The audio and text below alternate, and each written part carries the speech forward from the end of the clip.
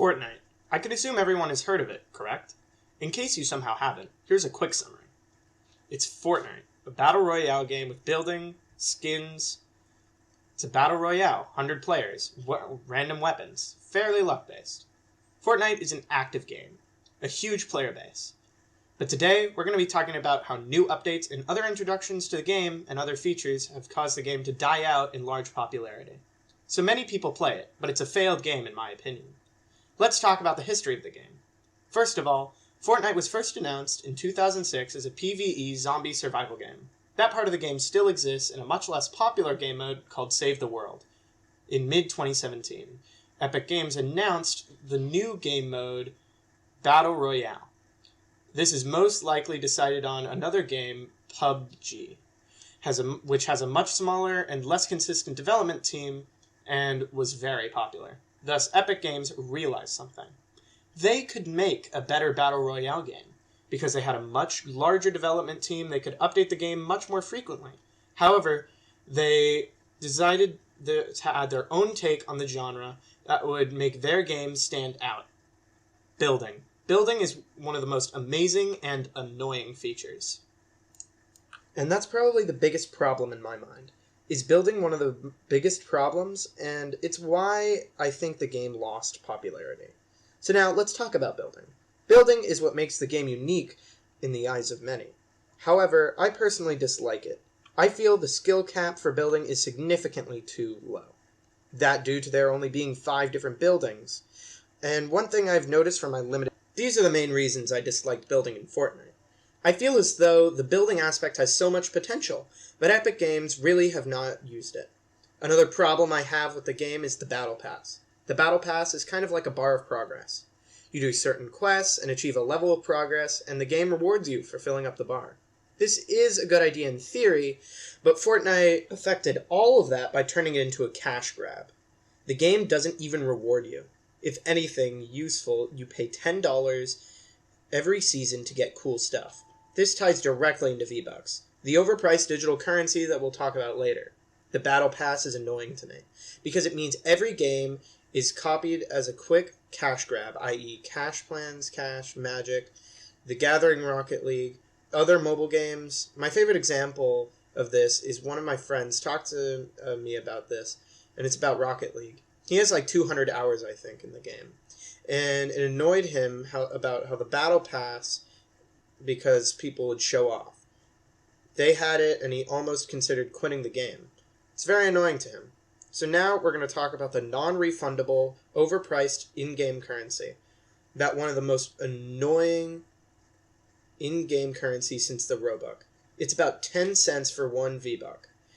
In that perspective, 1,500 V-Bucks is $15, mostly to your skins as an accessory, which cost 800 to 1,500 V-Bucks. The idea of a currency being this expensive is the highest directly, and with the aforementioned Battle Pass, something unattainable combined with the promise of free rewards can even lead you back to paying even more money to Epic Games. Some people say you can just avoid the skins and cosmetics to play the game. The game randomized starter customizations, and an awful fan base would say otherwise. People get bullied physically and mentally, like in real life. You can read about this on the internet. People in elementary school have been mentally and physically bullied or cyberbullied over not having skins. Also, another problem is V-Bucks is obviously a different currency from real money, and the game caters to children. This is a trick that most gambling places use in casinos. That's why they use chips. It's to separate you from your money and not realize how much you're spending. It's a huge problem for a game that caters to young demographics, because how they play the game, and they don't realize how much money they've spent. Another problem is, as we were talking about, bullying. People have stolen their parents' credit cards in order to buy stuff. So that's the problem with in-game currency, and it's also a problem with most in-game currency. But Fortnite has the biggest problem with this, and it is simply because of how expensive everything is. And people don't realize it. Like I myself spent over $100 in-game, and I really regret it. So I would agree that it is better for them to have a game without all of this overpriced currency. One huge one that goes along with the V-Bucks and the Battle Pass, in my opinion, is the game is pay to win. There are some cosmetics that aren't supposed to give an advantage, but do, such as gun wraps. They are camos that go on your gun. Some of them are green or camouflage and give you an immediate advantage to the player you're playing against. Another issue is when you're emoting. In case you didn't know, when you emote, your hitbox actually changes while you emote. This one wouldn't be a big problem if the Epic Games didn't have some weird emotes that gave you a huge advantage, such as the worm, which basically meant you flopped around the ground, making your hitbox so much harder to hit because you're laying on the ground. So this means that every single person who bought the Battle Pass in Season 2 has a huge advantage over everyone else. At this point, we've mentioned both gun wraps, emotes, but another problem is the hitbox of skins have to be balanced so that they're the same size hitbox. We're just going to focus on one particular skin known as Purely. He's a taller boy than the other skins, but his hitbox is the same size. So this means people would intentionally poke at the top of their head where the hitbox was not, so that they could get people to accidentally reveal their location, which was really unfair. This, however, was not the only example that's obvious. Another example is the Toy Trooper skin. It's green, a toy soldier, like a fairly old toy, the Green Soldier. And it blended in perfectly with the environment, giving players who bought it a huge advantage. Now we're going to talk about the final issue. The final issue, in my mind, is frequent updates. Normally, frequently updating a game is a great idea. However, the developers update games so frequently that the players cannot adapt to new changes.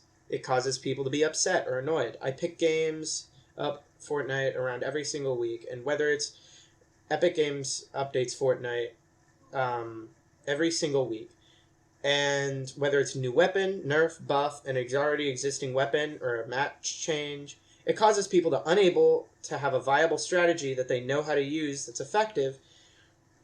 This causes people to get sick of adapting, to change, and move on to a different game. So what do you guys think of this? So you've obviously now heard my opinion. I want to hear your opinion. You can either tweet me or join me sometime when I'm randomly streaming, which I do. Occasionally you can ask them or chat them.